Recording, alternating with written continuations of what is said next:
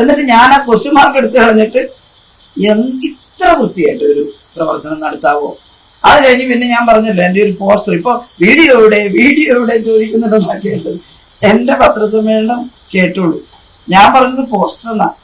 Video ക്ലിപ്പുകളൊക്കെ നുണപ്രചരണങ്ങൾ നടക്കുന്നുണ്ട്. പക്ഷെ മറ്റേ ചിത്രം പറഞ്ഞത് ഞാൻ ഒരു പോസ്റ്ററിൽ ഒരു ചിത്രം അതിന്റെ തല മാറ്റിയിട്ട് എൻ്റെ തല വെട്ടിച്ചിട്ട് വികൃതമായി കൊടുത്തിട്ടുണ്ടെന്നാ.